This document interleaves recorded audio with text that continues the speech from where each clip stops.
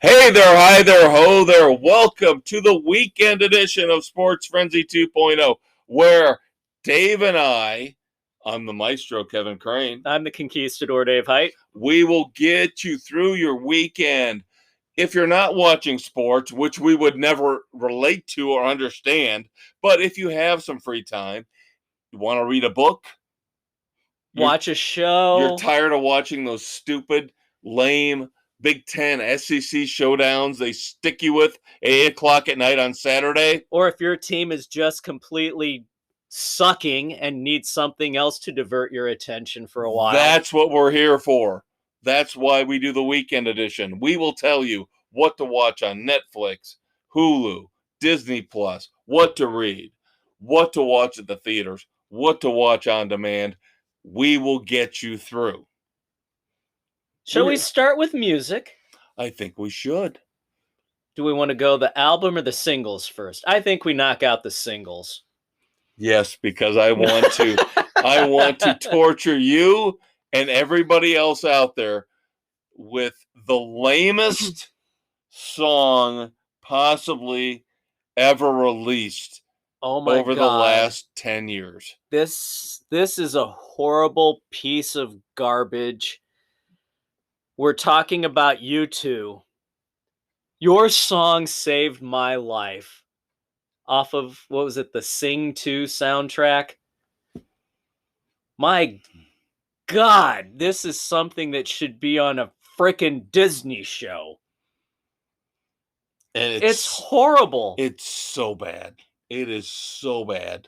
They should be so embarrassed by this. And they won't be. No, because they got a paycheck. They'll probably end up getting an Oscar nomination for Best Song of the Year. Probably. They'll wind up getting a Grammy nomination. Right. Oh my God. This is not U2. This is shit. It's shit.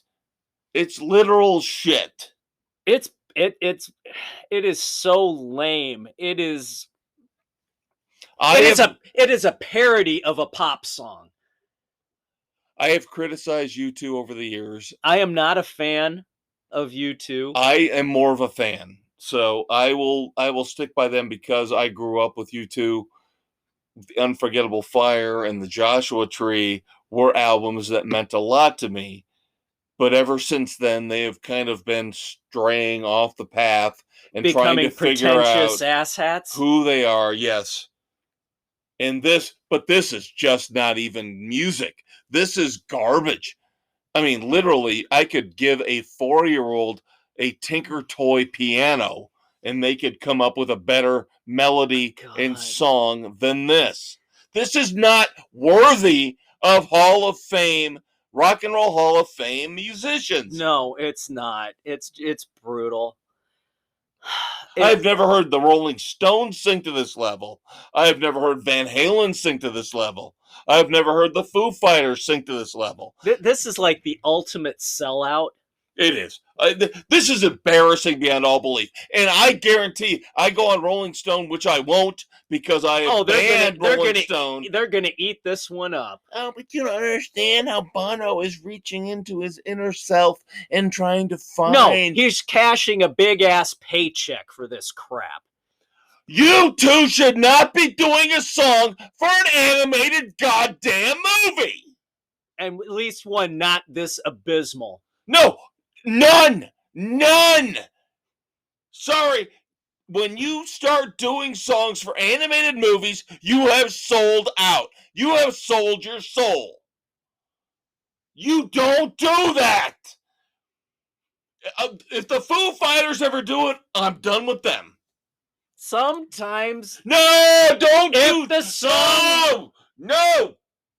David, you have to do a soundtrack song at some point. No, oh my God. Are you really going to justify this? I'm not. If the Foo Fighters do a song for a Disney movie, are you really going to justify? If it's a Foo Fighters song. No, I won't. Just stay away. There are certain lines you do not cross, and you two crossed that line. It was just a bad song. An awful song. Abysmal. Now, I will give it a half frenzy. Oh my God! Because it had music. Oh it my had God! lyrics. Are you serious? No, I'm not serious. It's a 0 across the board. I just wanted to see if I could get that vein in your temple throbbing. There's no way in hell I would give this less than 0. If I could, I would give this song less than 0. It's bad, kids. Stay away. Literally, this is right now in my list of worst songs of all time, along with Debbie Boone's You Light Up My Life. And I'm right now wondering if I wouldn't like to hear her singing You Light Up My Life more than listening to your song Save My Goddamn Life. Because this song did not save my life. It ripped a part of my life out of me that I never knew I even had. Thanks for that, you two. Bono, you arrogant piece of crap. Why don't you and Aaron Rodgers and your lateral thinking go off and get a warm Guinness somewhere together and stay the fuck away from the rest of us who actually want to live a fun and happy and decent life. And want to hear good music. All right, moving on to our next single, the title track from the Scorpions. No, it's not the title track? No. I thought it was. No, never mind. Rock Believer. Rock is Believer the name of is the album. We get the first single, Peacemaker, from the Scorpions. This was a nice rockin' little tune. It had a catchy little riff to it. Mediocre Scorpions. That's about how I look at it. Yeah. Rock Believer is the album coming out, I believe, February of 2022. Yeah. Peacemaker is the first single. I could have. It's catchy, but it's not dealt with something a little better. Yeah. Like you said, this is kind of generic Scorpions. I'll give it 2.5 frenzies. That's where I'm at with it. It's one of those things where I'll take it, but I would have liked more. Yeah. It had that basic riff. The beat was there. The lyrics were very lacking, and it didn't have that driving backbeat that it needed. And you don't want to write it off and say, "Oh, they're just old," But maybe they are. Maybe vocal sounded strong though. Right. But we'll see what the rest of the album brings. There are ways in the studio to mask all that. So, in the end, I would say it's a little disappointing. Not terrible. No, but it's a frickin' 10 compared to you two. Their song saved my life, Dave. It did. I didn't know where I was going to go. I was going to jump off a bridge until you two put out this song. And this Shut up, Kevin. My life. Oh, God. It's so putrid. The stink of this might not leave Sports Frenzy for weeks. Damn my ears for listening to this crap. I need some podcast aerosol. We get that, though. Jerry Cantrell's new album. Our album review for the week. Brighten. Yes. And, of course, if you don't know who Jerry Cantrell is, shame on you, number one. For shame. He is the mastermind behind Alice in Chains. Yep. This is his third solo album. This one was kind of an eclectic mix of what you would expect from Alice in Chains and kind of going back old school 70s ballad type. It's a very odd mix. I will give you that. Yeah. And Cantrell, let me say this. I love Jerry Cantrell. I think he is the reason Alice in Chains was successful. It wasn't Lane Staley. Lane Staley, obviously, even though he had an interesting voice, he had drug problems. You got to believe it was Cantrell that kept the band together. Cantrell was the driving force. Right. And that's why they're still together to this day. And he is still co-lead singer in the current version of Alice in Chains. The problem I had with this album is that there wasn't really a standout song. No, there wasn't a lot of cohesion to the album either. Right. I mean, It's only 9 songs. yeah. I mean, like I said, you went from what you would expect from Alice in Chains, like Atone, Brighten, Had to Know, and then you had the 70s ish stuff with Prism of Doubt, uh, Nobody Breaks You. Breaks You, Dismembered was kind of in that mellowish, and then you had two that really just didn't fit with Siren Song and Goodbye. Yeah, I'm with you for the most part on that. I think the album started out phenomenally with Atone and Brighten. Yes. Those are the two strongest songs by far on the album. Atone sounds like it could have been an Alice in Chains song. Right from the get-go with Right. the guitar riff, the singing, the whole vibe. Yeah. Now, Brighten is, to me, what Jerry Cantrell's trying to do as a solo artist. Right. He's got a little bit of that AIC edge. It was the AIC-ish bit to it, but it was more personal. Yeah. Yeah. So I love the way the album started out, but then, like you said, Prism of Doubt kind of was like it just did not hit with me at all. Black Hearts and Evil Done was an interesting song. It was almost country-ish. Yeah, I have it. It's more of the ballad it was right. Interesting. That was one of the more interesting songs on the album. But then after that, the album really falls off. I like Dismembered, track 8. Dismembered was probably one of my favorites on it outside of Atone. Right. I agree with you on Goodbye. That was another one that was eh. Yeah, and Had to Know and Nobody Breaks You were okay. Again, 9 songs, so not a lot to judge. No, 2 that absolutely should not have been there. Right. 2 standouts. A couple really interesting but not great songs. So I will give Brighton 2 frenzies. I was going 2.5. You are such a nicer man. I'm generous on that. There were a few on there that I think I liked Prism of Doubt more than you did. Yeah, I didn't like Prism of Doubt. So at all. I didn't mind it. It was just one of those that I could kind of groove with it a little bit. Yeah. Now, will I listen? Here's what I'm trying to form for my criticism here on Sports Frenzy is that will I listen to it again?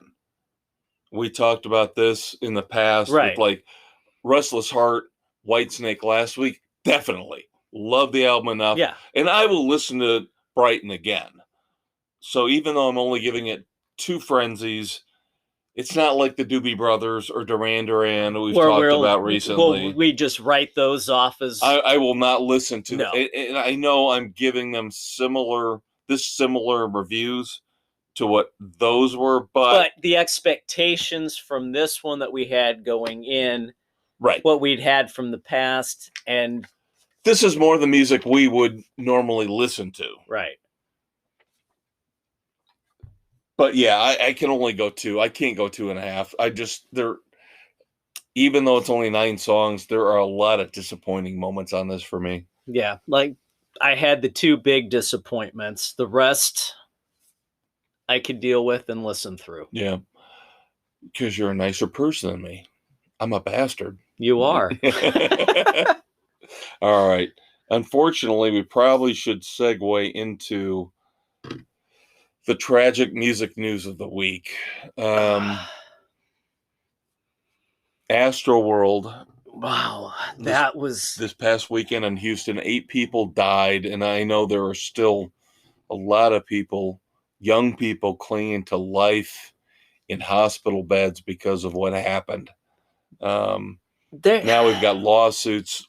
Travis Scott, who was the headliner who was playing at the time of the tragedy, Drake, Live Nation are being sued.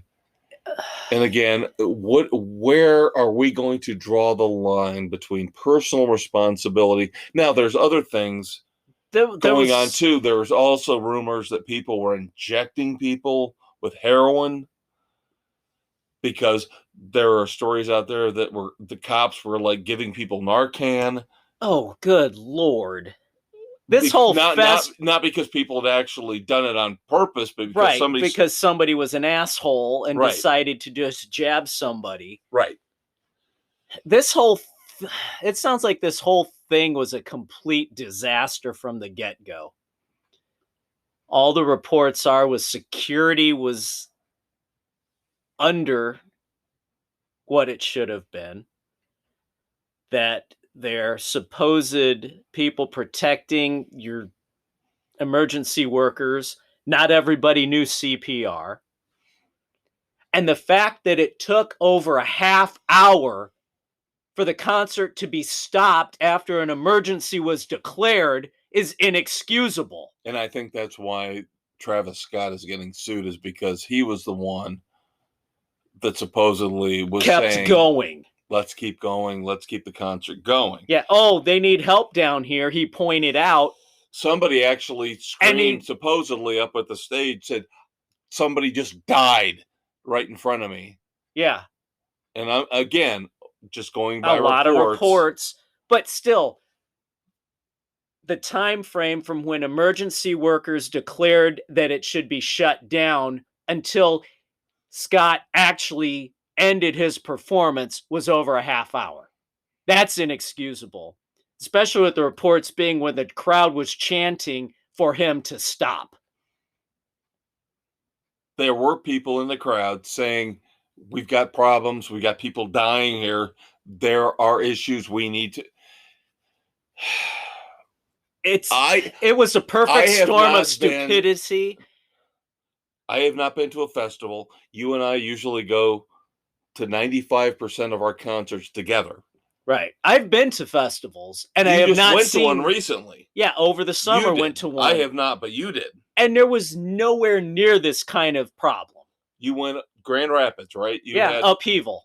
Right, you went to Upheaval, and so you did not see these kind of issues and problems. Not at all. So my question is, when do we start holding the people accountable, the people in the crowds accountable, as opposed to Travis Scott or Drake? I don't even know why Drake's being sued. Yeah, there's no excuse for that. He wasn't anywhere near anything at the time. I have not done enough research on this. There needs to be crowd accountability, but at the same time, like at Upheaval, the acts always made a point, thanks for coming out, let's be respectful of each other because we want to be able to keep this stuff going. And so they were more encouraging, I guess, of better crowd behavior. And when they saw stuff going on, they tried to help calm it down, like with all the body surfing that was starting to take place. They said, hey, let's all enjoy ourselves. Right. So again, where does the responsibility of the performer start and stop, and where does the responsibility of the crowd start and stop? If the performer is informed that there's a lot of stuff going on, he needs to stop the damn performance and start helping make things better of the situation. And by all accounts, it does not sound like Travis Scott did that.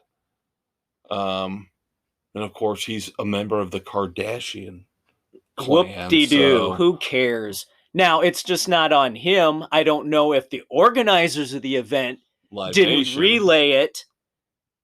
And if they didn't, shame on them. But if they did relay it to his people and him, and he knew what was going on and wanted to keep going, then yes, that is on him for failing to do the right thing. And the good thing is we're starting to see, Dave and I were talking about this tonight, looking at some concerts maybe we're going to go see here in the next couple months. We're starting to see a pullback from Ticketmaster and Live Nation. So maybe we're going to get away from these organizers who all they care about is bringing the almighty in the money. Dollar. Hopefully, maybe that'll fix things. Yeah. I am not a fan of monopolies. I hate monopolies. Yeah, wasn't Live Nation started to be the anti-Ticketmaster? And they bought Ticketmaster. And they bought Ticketmaster, and now they're both charging exorbitant fees. Right. Right. It's almost like when you go to the doctor. Now you have to be told how much you're paying, to get a camera shoved up your ass. You have to be told. At least now with Ticketmaster and Live Nation, before you buy the tickets, you know how much you're going to get screwed for. Right. Before you finally click on, okay, charge my credit card. Instead of, oh, my tickets are $68 a piece. What the frick do you mean I'm paying $85 now? Right. Right. And it's still pathetic. It's still ridiculous. They should not be allowed to charge to that jack damn much. Prices up that much for their fees. What fees are you getting? What are you doing that you deserve an extra 15 to 20% on top of the ticket price? What are you doing? Oh, we're setting up the website so you can buy them. I'd rather stand out like I did in the 80s in the cold in the ticket line on Saturday morning and buy my tickets that way than have to pay an extra $20 fucking for Live Nation or Ticketmaster, because I get the convenience of sitting at home and doing it. Yeah. Convenient for who? It costs them less to run the website than it ever did to pay all the places that sold the tickets. Right. Whether it was the venue, whether it was LS Airs or Target or whoever it was. Or whatever your little record store was that sold them. Right. We know. Sports it's Frenzy, a scam. Sports Frenzy knows. We remember, and we know. We're watching you, Live Nation and Ticketmaster. You suck. All right. Now watch us get blackballed and never be able to buy tickets again. Oh my God. Don't say that. You know how much I love my concerts. I know. I have a little surprise for you, Conquistador. I hate surprises. No, you will like this. You will love this. To wrap up our music segment. You remember, of course, I know you're not a Beatles fan, but you remember all the fun of Help and A Hard Day's Night. The fun little things they did with it. The Monkees with Head. Yeah. And Kiss with Kiss Meets the Phantom of the Park. Right. In secret, the Foo Fighters have been making a movie. Oh God. Coming out in February of 2022. Studio 666. Where the Foo Fighters go to record their much anticipated 10th album. In a haunted brutal, studio. Bloody mess. Oh, please tell me Shaggy and Scooby don't make an appearance. Now, the thing is, since we know Dave Grohl was in Tenacious D and The Pick of Destiny, he's got a sense of humor. He is looking at this as his way to cement the Foo Fighters' legacy, along with Kiss and the Beatles. In the pantheon of... Yes. He says this is going to be bloody, messy fun. And that's all we can hope for is fun. From what I have seen, the initial count, 2,000 theaters at the end of February 2022. I look forward to for this. For Studio 666. This could be fun. My daughter has already said to me she wants to go see it. Nice.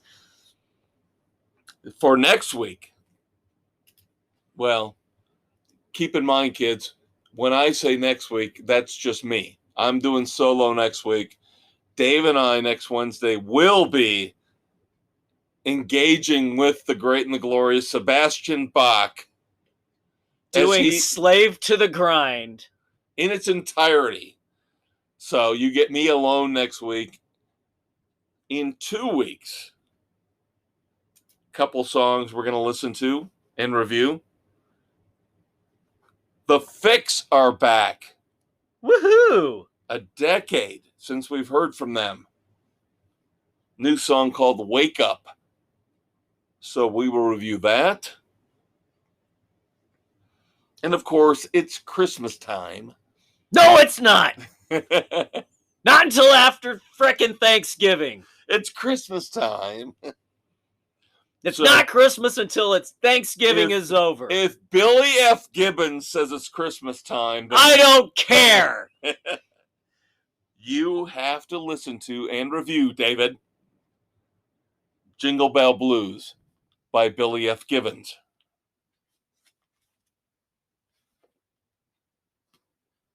So again, next week it'll just be me, so I'll pick out something together. Yeah, I got stuff.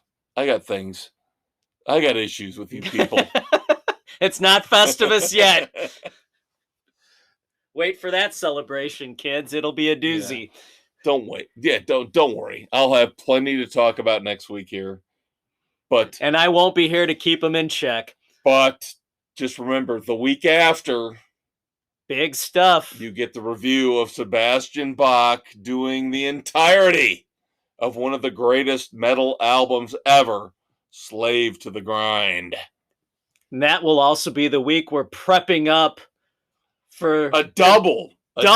Yeah, the week after that, we review the Jackal family reunion and an acoustic Christmas Steve Stevens Billy Idol. An evening with Billy Idol. Oh my God. You guys, and then we got Steel Panther coming in December.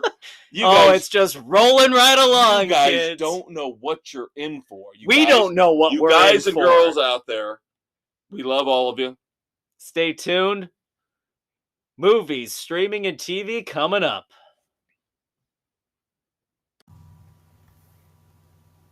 Stuck in a no-win situation? Wife being held captive while your feet bleed? Take a second to decompress.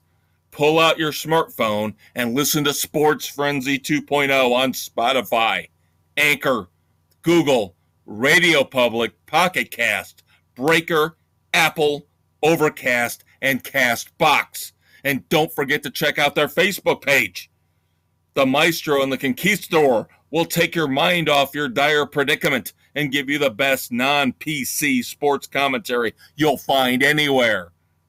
And once you compose your exit strategy and take down some German terrorists, you'll want to yell, Yippee-ki-yay, Sports Frenzy 2.0! Hey kids, welcome to the weekend edition of Sports Frenzy 2.0 here on the weekend of November 13th. I'm the Conquistador Dave Height. Along with the Maestro, Kevin Crane. And it's time for our movie review of the week.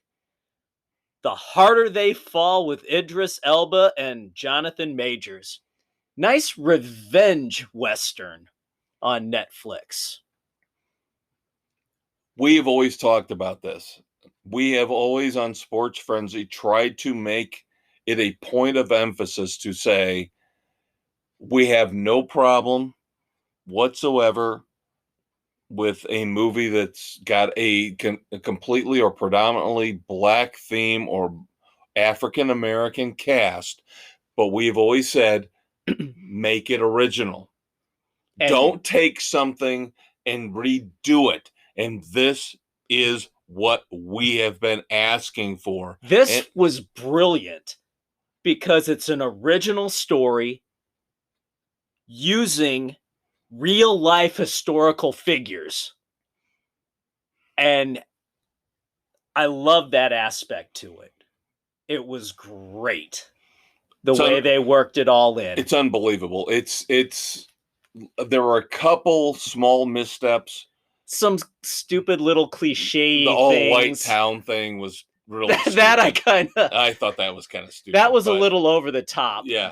But again, if you're going to make a movie like this, and I applaud the filmmakers, James Samuel, of course, directed it, was responsible for the story, music, he was responsible.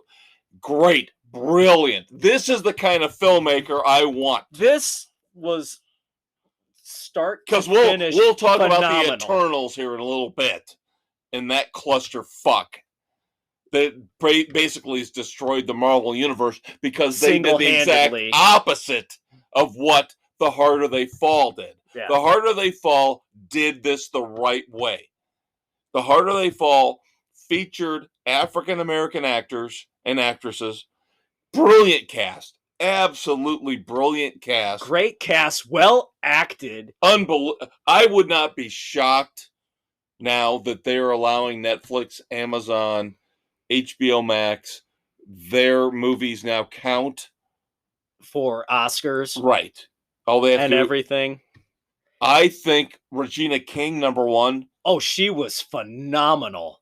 She's not, and she might not be done yet. No, they left it open. Idris Elba. I mean, I can't tell you how much I loved the cast. The cast, the acting was phenomenal. Was it Eddie Gothji as Pickett? Yep. The sniper. Oh my God, he was phenomenal. And the Old Spice guy. That's all I'm going to say. Is the Old Spice guy makes a really great appearance as he kind of plays both sides. Yeah. You know, he's on Idris Elba's bad side, but he ends up switching over and trying to get his revenge. Yeah, it was so good. And Zazie Beetz, I'm sorry. She's hot. I love her. Oh my God, she was hot. I loved her in Deadpool 2 as Domino. Yeah. She is one of the most gorgeous women on the face of the earth. And I'm sorry, you can kiss my ass if you don't like me saying that. We do that on Sports Frenzy 2.0. I am objectifying her. She is a gorgeous woman. Yep. Great actress too, by the way. Great actress. Yes. Oh my God, that fight between the two women, Regina King yes, and her, one of the best phenomenal. Scenes. Yes. So no, this I loved this. The movie. opening they had me at the opening credits when it came off like a spaghetti western. Yeah, where they were showing the characters their name, and it was just that was brilliant. You've got to watch this. Dave and I are Western fanatics. We love a good Western, and this is, of course, up there. They did the right thing here. It would never have succeeded in the theaters because people aren't going to watch a Western anymore. They should. Shame on you for not embracing the Western. But putting this on Netflix, featuring it on Netflix, was the right move. This is an unbelievably fantastic movie. 3.5. Right on with you. It was 3.5 awesome. frenzies. 3.5 3.5 hands down. Again, just a couple little things the director did, I didn't like.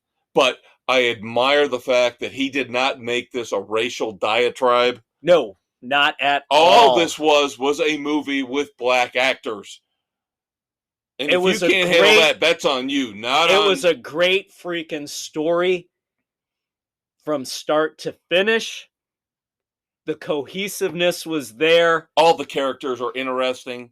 You got characters you love, characters you hate. But all of them have something. And there's something there for them. Yeah. And then there's a twist at the end that I did not see coming. I almost expected it. Almost. I was waiting for you. I was waiting for you to say you figured it out, and I was going to call bullshit. Because come on. No. You really saw that coming? Almost. I thought there's something going on here. Well, yeah. I was waiting for an explanation. What is it? And as they're starting to talk, I'm like, oh my God, oh my God, oh my God, it's going to be. So there is an opportunity for a sequel. There is. And God, I hope they can pull it off. Because I want to see these characters back. Yes. Some unbelievably great characters. I mean, we're looking at old school actors like Delroy Lindo. So good in that role. Yep, as the lawman who has to he has to figure out which of the lawless gangs he wants to side with. Yep. Like I said, the Old Eventually Spice guys goes in with there. Nat Love. Yep.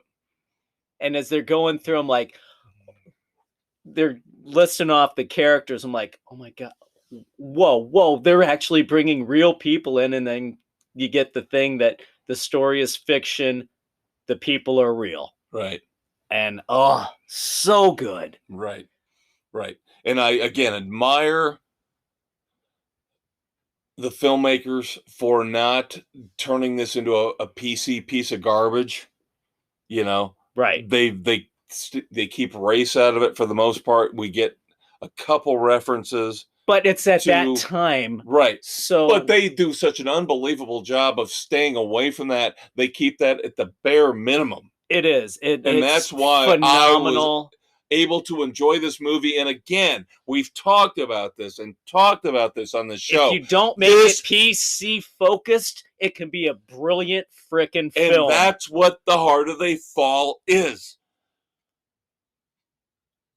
I'm watching this movie going, God, I fucking love this movie, because they're not making it about black versus white versus black. It's just bad versus good. It's a traditional Western. It's good versus evil, and that's what we like. Yes.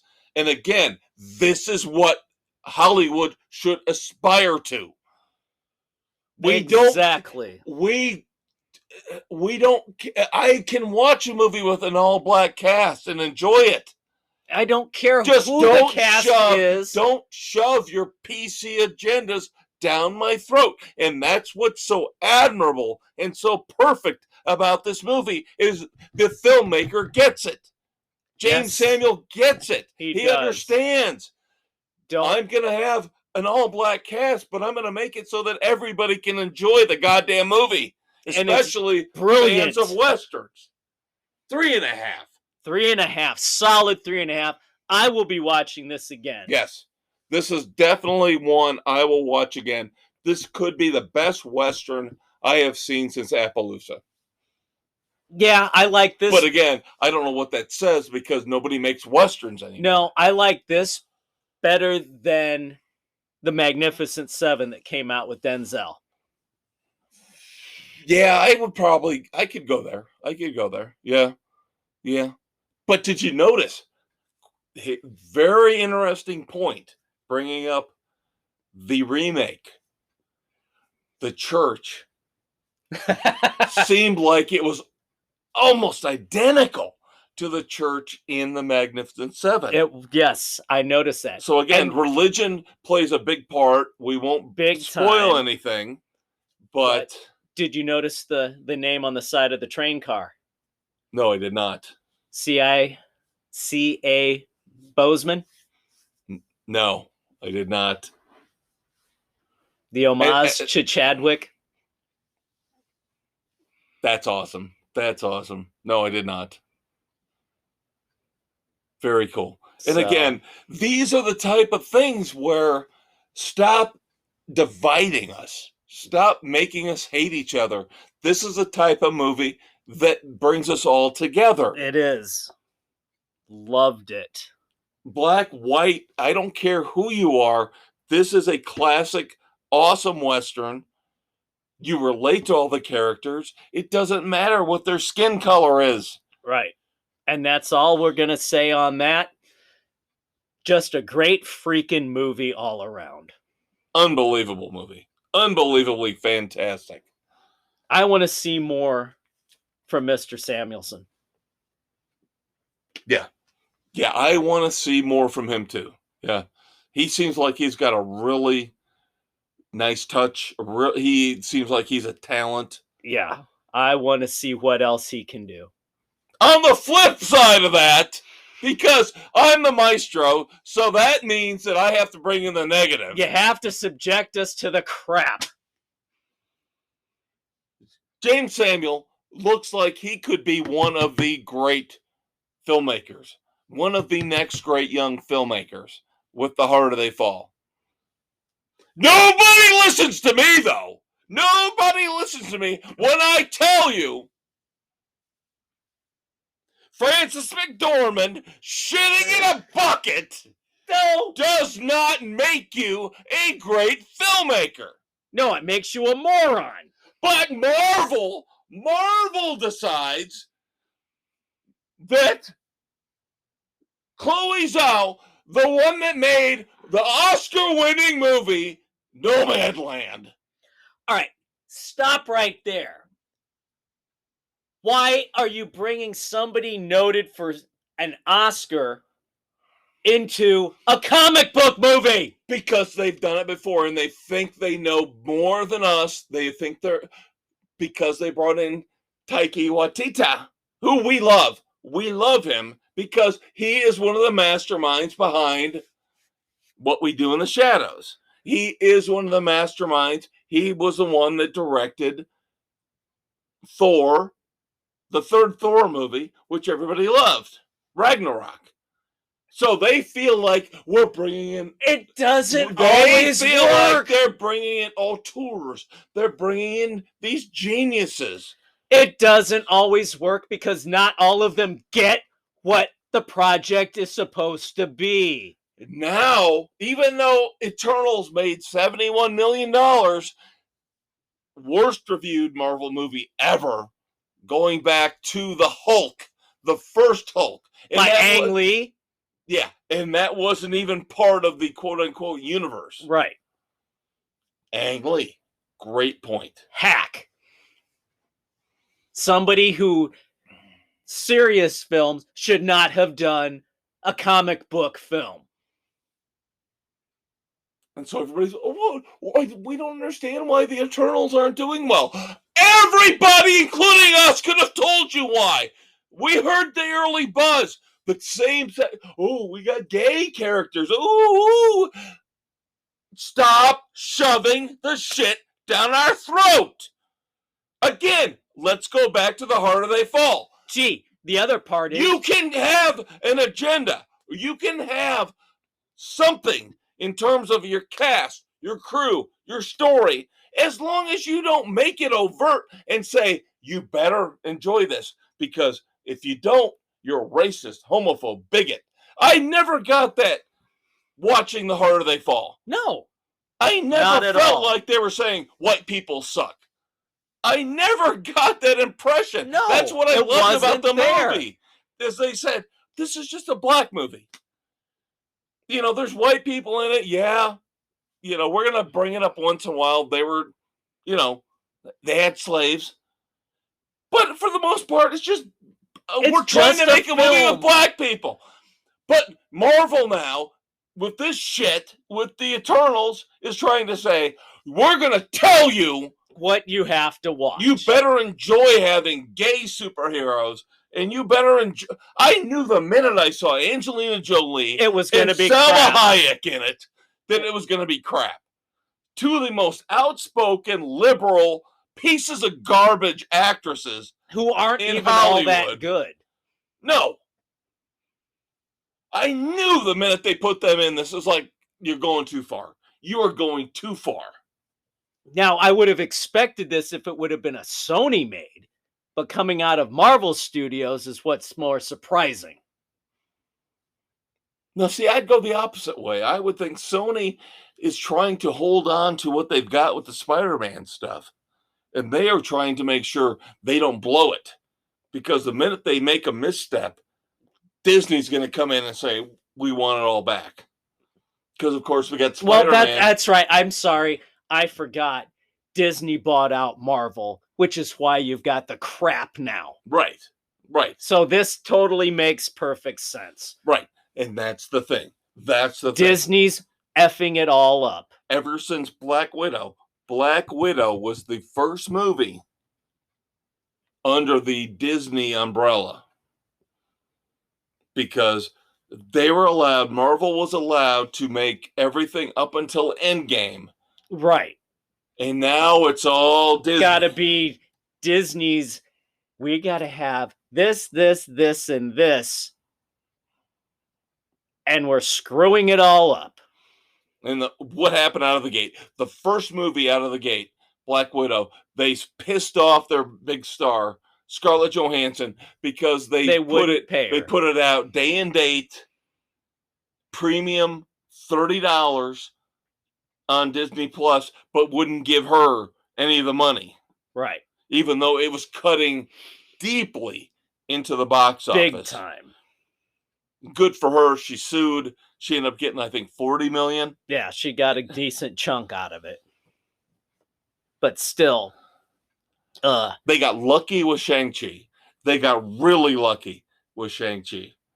Because now we're starting to see with the Eternals, you're going to push the audience too far. And it sounds like the Eternals has done that. And based on the reviews, I will not be subjecting myself to it.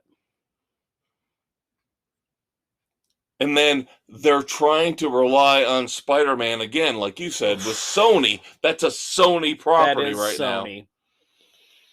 Which everybody does want to see. Right. Because it might involve the multiverse, and we're bringing in Doc Ock again and Green Goblin. We've seen this preview poster that came out this week implicating as much.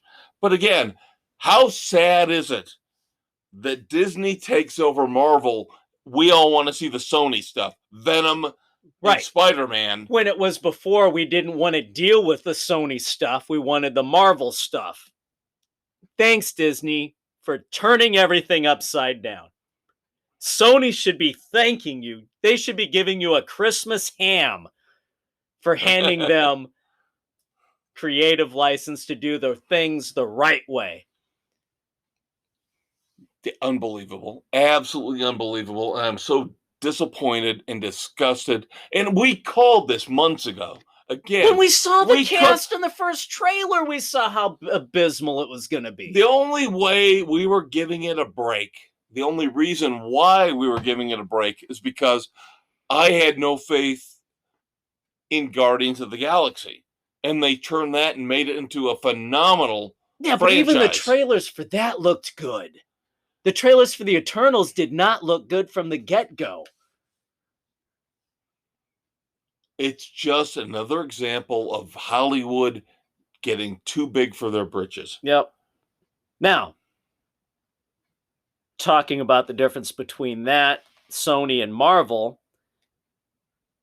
did you watch the trailer for Morbius yet? Not yet, no. Okay. No. With Jared Leto? Yeah. And I am looking forward to it. I like this whole concept of taking the villains, doing the anti-hero. But now, let me qualify that. I did not like Joker. I did not think Joker was that good. No, and I didn't even like the first Venom that much. Yeah, I did not care for the first Venom. I stopped. I did not see the second one yet. I like the idea of, if you're going to expand the universe, let's start doing things with these villains. Yes. You know, would it be cool to see a standalone movie with, I don't know, the Riddler? Yeah. Let's give it a shot. If it's done right, they F the Joker up. Yeah, if it's not Paul Dano. So, but like they tried Catwoman years ago. They could probably do that again. Yeah, just don't do a reboot with the origin. We know the story. You and I have always said that. We know, everybody knows, the kids, the adults. We know the origin. We know how Batman came to be. We know how Spider-Man came to be. Just give us right into the story. Freaking movie. Yeah. But I kind of like this with the villains. Yeah. That's fine. But do it right. Morbius looks very intriguing. I can see Jared Leto is the guy I would probably cast. Yeah. As Morbius. Because I grew up with that character. I know him. It's a good call. Now, are they going to do it right? We'll see. We'll see. I liked the trailer for it. The trailer made me want to go see it. I did not think they could screw up the Joker, and they did. I don't care. I don't care if you know what, from the trailers, I did not want to see. I did not want to see the Joker. The trailer did not look good to me. I thought they had it miscast. The whole thing looked awful. And you and I did not like Heath Ledger as the Joker.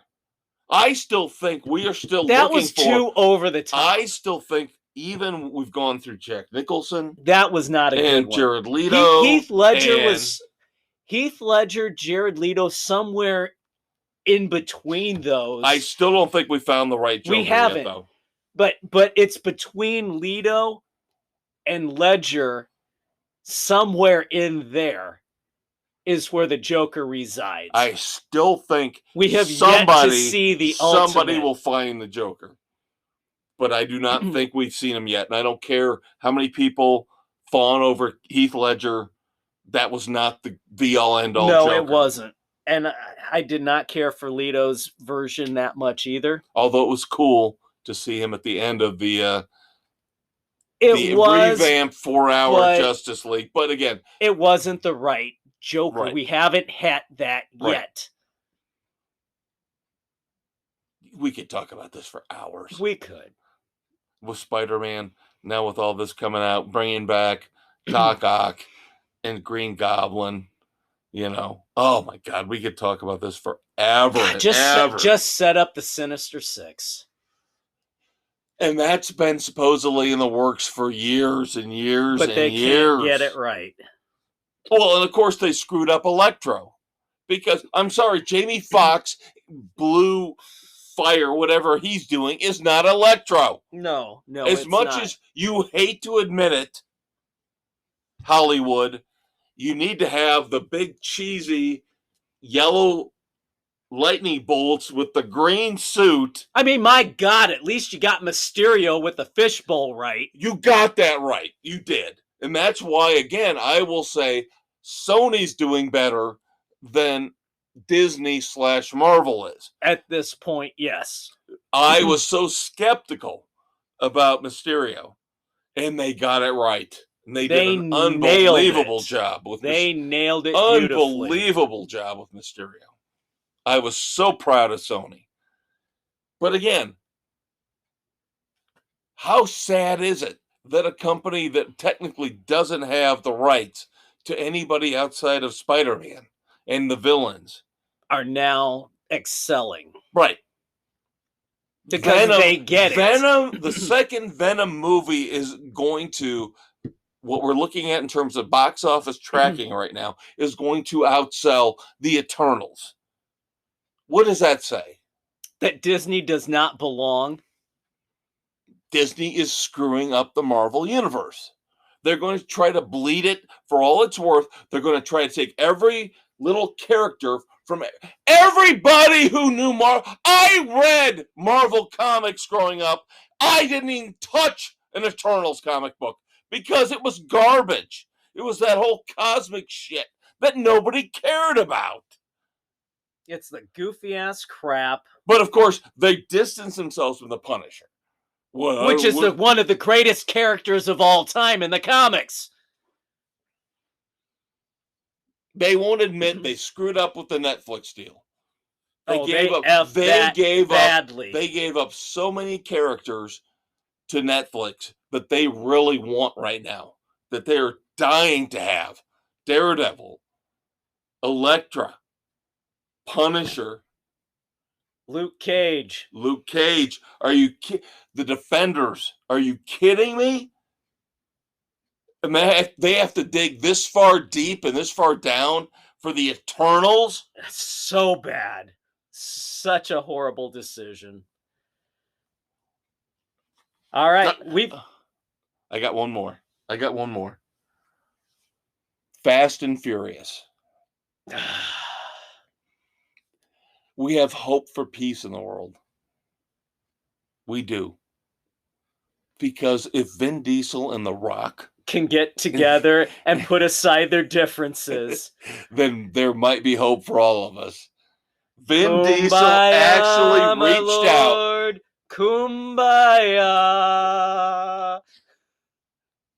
Vin Diesel actually put his ego aside and reached out to The Rock this week and said, "We need you for the final Fast and Furious 10. We've got to have you back. Please." We need Hobbs and Shaw together for the final. It's got to be the complete package. I'll give him credit for that. Vin Diesel has always come off like kind of an arrogant ass bag, but for him to reach out to the other arrogant ass bag, that speaks volumes. Yeah. Number one, he wants to make more money because he wants to make more money with everybody involved. Right. But also, he wants to do it right. Right. I have not seen F9 yet. I am through F8, so you got to have Hobbs and Shaw in 10. The finale, the absolute finale has to include everybody you possibly can bring in who has not died. Right. That this has got to be, and stay out of space.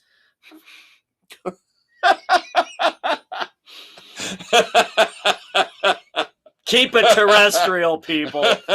Don't pull a Moonraker. Again.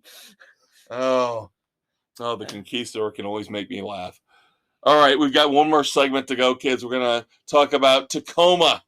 And a couple other TV and streaming tidbits to wrap up the weekend edition. So please stay tuned. We appreciate you guys listening in, all you guys and gals out there abroad, overseas. Shoot us a line. Let us know what you think. Tell us what you want us to talk about.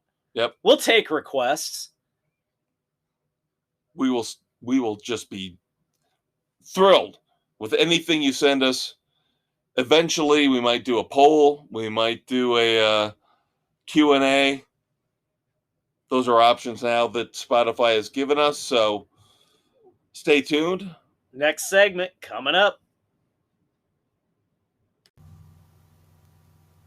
When your day of dealing with international intrigue is over and you've settled down in your Aston Martin, call up Sports Frenzy 2.0 on your phone or smart car stereo.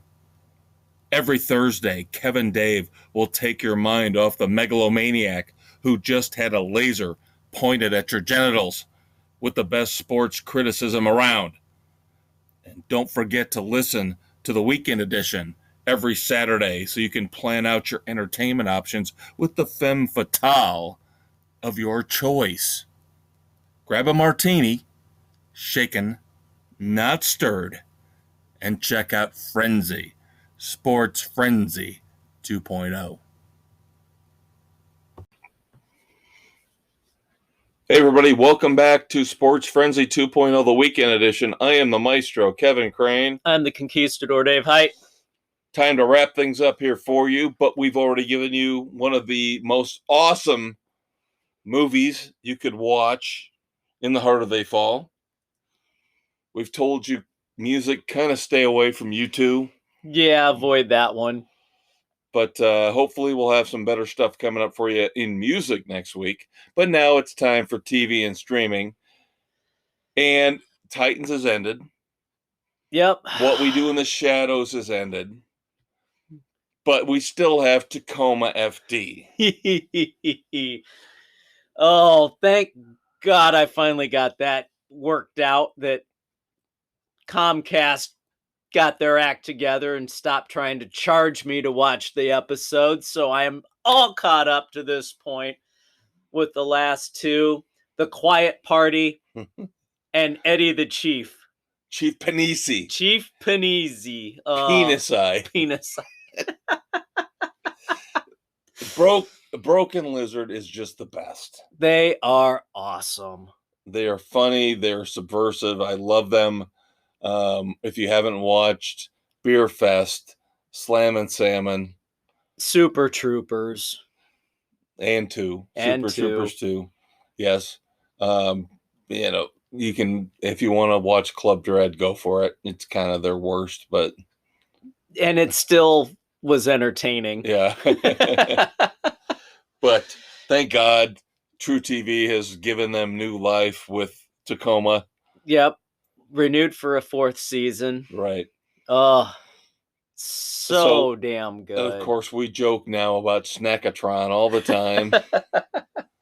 But yes, last episode where Eddie Panizzi, the captain of the station, takes over as chief. And he thinks it's all going to be good and all going to be fun easy. and games. And reality sets in. And of course, you know, you got Grady with his video game, his little Tetris thing, where he just gets sucked in and can't function any other way, and everything has to revolve around trying to fit the pieces together. And you've got, you got the grocery run, which... Oh, God. Poor Andy. Poor Andy's got, you didn't get salted butter, you got unsalted butter. Who gets unsalted butter? And are we going to make bolognese for the chief or not? No bolognese. I'm not making any damn bolognese. And it's just fun. I don't want this hand job. It's hard being the hand. It's hard being the right hand. That's why we love Tacoma FD. So thank God we're going to get it for the rest of this season and next season.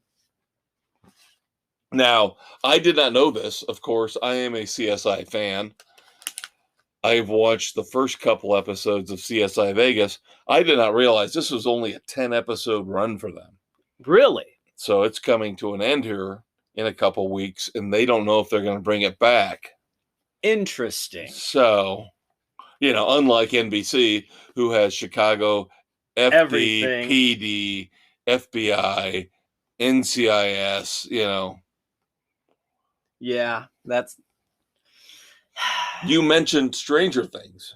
I did. I saw the trailer for season 4, which isn't coming out until 2022. 9 episodes. Ugh. 9 episodes only. God. It takes you forever to get out 9 fucking episodes. Damn long. I just don't know what to do with that one. Now, I'm going to get sucked in on this. It looks interesting, though. I'm sure it's fine. I'm sure it's stellar. But it takes too long. It's like somebody was joking. The kids are going to be fucking 40. I don't like Twitter. I don't like comments on Facebook or Instagram. But somebody put out something really funny because they delayed Avatar again, the next Avatar. And somebody basically said, oh, my God, James Cameron, please take your time putting out your next movie. Because God knows it takes him fucking 10 years to put out a goddamn movie. Right. Horrible. And I feel the same way about Stranger Things. Put the goddamn show out. 9 episodes? We've been waiting 3 years? I don't want to hear COVID. I don't want to hear it's COVID. No, it's not. No, it's your pretentious morons at this point. Bullshit. It's absolute bullshit. You've been stringing us along now forever. There's no reason you couldn't have put this out in January. None whatsoever. No. It's absolute a joke. This has got to be the last season, right? It's got to be. They're going to be too old. It would have to be. The kids can't do this any longer. Right, they're going to be too old after this. Yeah. They're not going to be able to pull it off. If you had not pulled this shit, you could have gotten 2 more out of it. Absolutely horrible. Now, you did mention NCIS on CBS. And, of course, I had mentioned Mark Harmon is now gone. His character, Jethro Gibbs. Right. Gary Cole from Office Space is now taken in leading the team in that.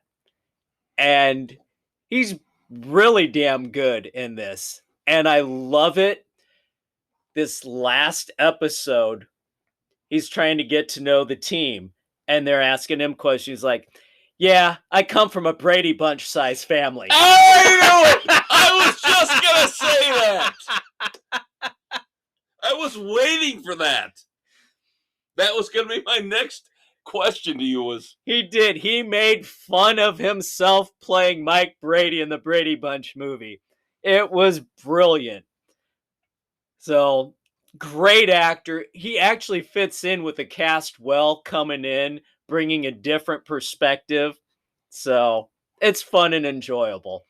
And I love that he did that. He goes, yeah, I come from a Brady Bunch-sized family, and I just lost it. My wife started losing it. My mom, who lives with us, she's like, what? So we had to pause it and explain that he played. She didn't know that? No, she doesn't watch that stuff. Oh, that would have been awesome. So, it was great.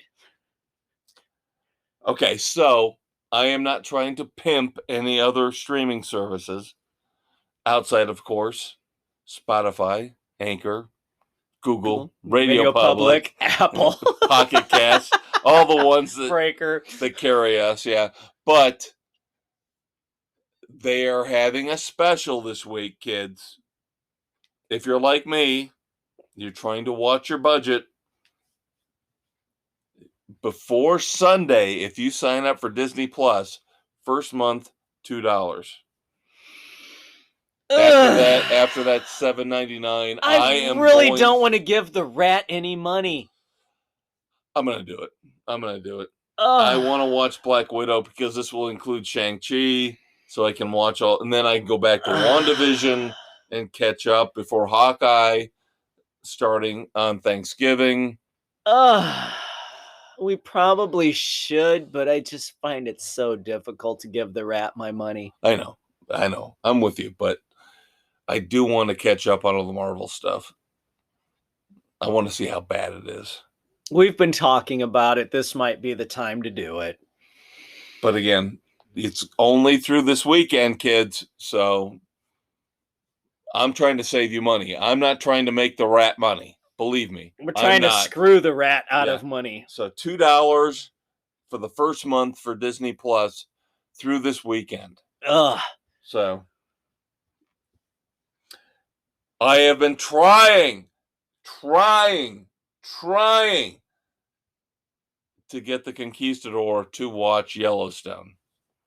I understand. I am very overbearing when it comes to watching. We've got too much shit to watch as it is. I do tell him all the time, watch this, Dave. Watch this, Dave. Have you watched Bosch yet? See, this is where he's going to get me. He's going to tell me, you don't listen to me, but I'm supposed to listen to you. And I understand it and I get it. He's watching Doom Patrol with his boys right now, and I shove that on him and shove that on him and shove that on him. There's stuff in the queue that I want to watch. It's time. How much time do I have with everything? My yard's 4 times bigger than yours. Takes a lot of effort there. I read a hell of a lot more. I play more video games. I knew that was coming. Mr. Evelyn Wood speed reader was going to pull the I read more than you crap. Yellowstone, I'm not alone. 8 million viewers watched the season 4 premiere on Paramount, which nobody cares about outside of Yellowstone. 8 million people. Good for them. Dude, Yellowstone is phenomenal. You have got to start. It's a Western. I get it. I don't have the fucking time to add something else right now. Drop NCIS. You're watching NCIS. Why? You should be watching Yellowstone instead. My mom lives with us. There's only so much to fit in. Doesn't she have her own TV? Why do you have to watch it with her? Because she will not go into her room until a certain time. There's expectations. Yellowstone is bloody, brilliant, sexy. It's awesome. Yeah, I get it. Someday I'll get there. Next topic. Oh my God, I love when he gets pissed off like this. I do. Because I feel like I've won. No, you haven't, because I haven't watched the goddamn thing yet. So suck it. You're one of the only few. And if it keeps going, it's going to be on principle that I won't watch it. All right, my final TV and streaming note for the week is that, again, Disney Plus, and I am not trying to pimp Disney Plus. I'm not trying to pimp the rat. But they are going to have, starting this weekend, with some of their Marvel movies, what they call IMAX Enhanced, which means who gives a flying rat's ass? You get 26% more screen. Ooh. Unlike Seinfeld, where they took 40% away. Well, that was Netflix. That was stupid. That was so stupid. Just leave it alone. The funniest show of all time. Leave it alone. Part of it with the visuals and the background. Fuck with it. There you go. You don't fuck with Seinfeld. Don't fuck with it. I'm very, very particular about Seinfeld. Don't fuck with my show. It's perfect the way it is. Because the visual background is part of what makes it so good. I was in the pool. Shrinkage. Greatest freaking show of all time. So fun. Books. We have books. I have books. You have a book. I will have one, probably two, for the next time we get together. Yes, I think you and I will both have a review. Because I only want to do the same book, the newer stuff, because I have been reading Brad Thor's Pike Logan series. You can review older stuff. Why? Who said you can't review older stuff? I like to be more current. We've always put the rule forth that as long as it's never been reviewed on this show, you can review it. All right. So an old movie we've never seen before, you can review it. All right, we'll go with that. Yeah, nobody ever said you couldn't review that stuff. My review for this week is Devolution. And I hate the title of this book. I don't understand why Max Brooks called it Devolution. It's not de-evolution. It's just Devolution. Yeah, I know I had an issue with the title as well. But beyond that, I like this book. I really did. I ended up really liking it more than I thought I would. This is Blair Witch in journal format instead of video format. So instead of it being, we're watching things unfold on a video camera, we're reading them as they unfold in a journal. Mount Rainier explodes, volcanic eruption, basically wipes out Tacoma. No Tacoma FD? Oh my God, I didn't think of that. Oh my God, what the hell? I'm just putting you just blew my mind, Dave. I'm just putting it in perspective for you. But yeah, Seattle's cut off. Tacoma is gone. And there's this little namby-pamby, Hamlet. That lives on solar energy and biofuel and, this is supposed to be the future. This is supposed to be the community where all people can live, without having to really exploit animals or fossil fuels. I sound like Eddie Murphy and Bowfinger. And that's the part at the beginning that I thought, oh, this is going to suck ass. This is really going to So is AOC the mayor of this little burb? Well, that's what you're thinking. You're thinking, oh my God, I want all these people to die. I really do. I hope, because the whole premise is now that Rainier has exploded, Tacoma is off the map. They can't get out of this little community that they've created. It exists solely on, biogas and solar energy. All these little namby-pamby snowflakes are going to, just sit there and die. But then the repercussions of the explosion are that the Sasquatches Yes! come down. Yes. The big feats. This is the repercussions of the Sasquatch massacre as told through this journal. And the second half of the book gets really good because what they do is it turns into almost a Walking Dead type thing where you kind of think along with them and try to figure out, what would I do? How would I survive if this happened to me? If I was stuck in this little stupid ass, namby-pamby Bill Gates community. Well, it's going to go downhill because nobody up there owns any guns. Correct. No guns. No guns. But that's what I liked about it, is the fact that the things they came up with were really cool. And they actually, instead of being snowflakes and, just curling up into a ball and acting wetting themselves. Right. They actually fought back, and they did a really good job for the most part. All right. So that's the part I liked about the book, is that it did seem like these were people that finally figured out, hey, there are Bigfoots out there and they're going to eat us. Okay. They're going to kill us. We better figure out what the hell we're going to do. And so finally they do, and they put up a valiant effort at the end. So I liked it. It was kind of like the stuff you and I would do.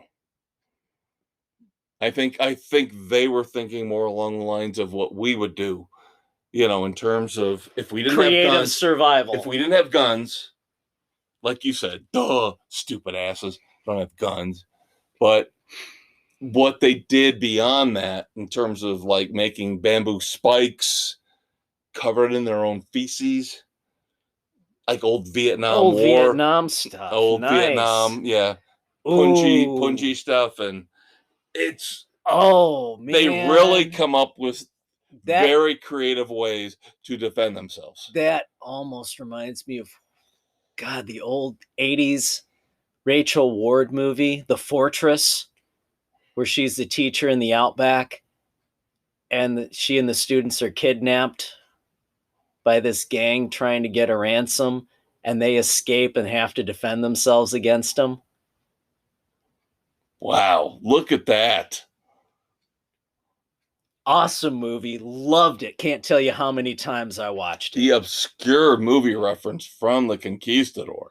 So that whole getting creative with what you have on hand to survive, doing what you need to do. Right. And the punji sticks were a big key. Right. And that's what I liked about this book, was that, and Max Brooks, of course, is well known for World War Z, which ended up being the big hit movie with Brad Pitt.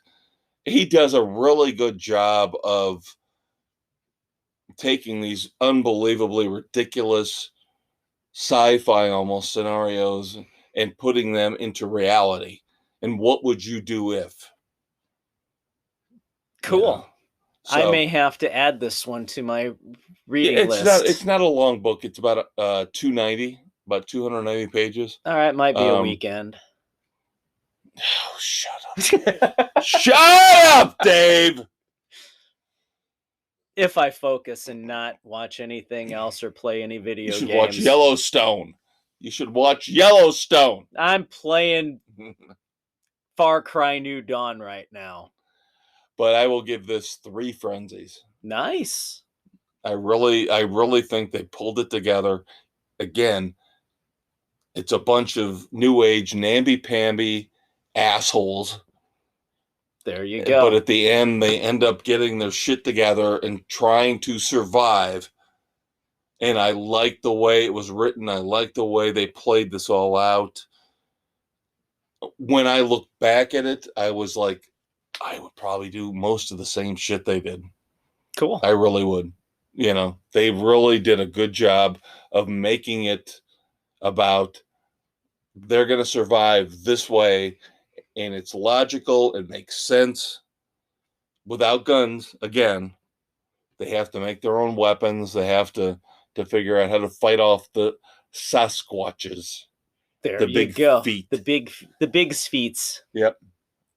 So again, next week it'll be me and me alone, because Dave and I next Wednesday will be checking out Sebastian Bach. Should be a good time. Playing the entire Slave to the Grind. The first #1 album on the Billboard charts when they switched over to SoundScan. So we always have that to look back on in terms of rock and roll greatness. Now, I have seen Sebastian Bach twice. Once. You and I have seen him once. I've seen him twice. If he can just refrain from grabbing his crotch. That's not gonna happen. The guy's in his 50s. He shouldn't be grabbing his crotch anymore. You're really gonna bet on that? No. That's his only move. Come on. I'm looking forward to this, though. I think this will be an awesome show. I love one of my favorite albums of all time is Slave to the Grind. So it's very good, and his voice is perfect for it. Right. Now, we have also talked about the fact that his political leanings have kind of skewed away from where we would normally go. So yeah, hopefully he doesn't talk politics. If we can avoid that, it should be an enjoyable evening. Yep. But other than that, I will go freeform next week. I'll watch something and review it for you. We have to, for Dave and I both, for 2 weeks from now, we will review Red Notice.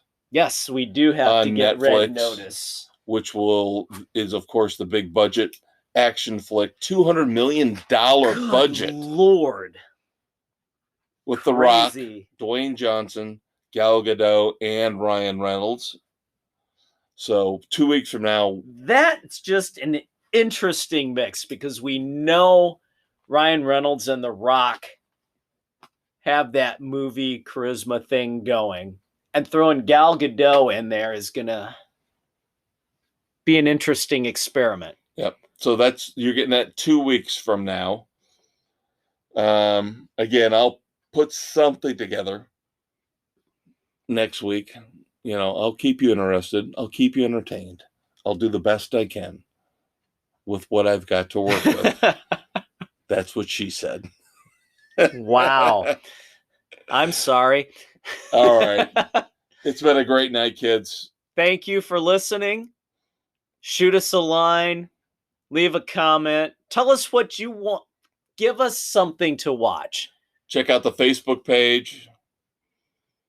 Just, drop us a line. You can leave a message here on our Anchor, Spotify website page.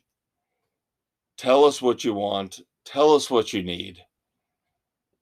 And if we agree, we'll give it to you. Otherwise, we'll tell you what you can do with it.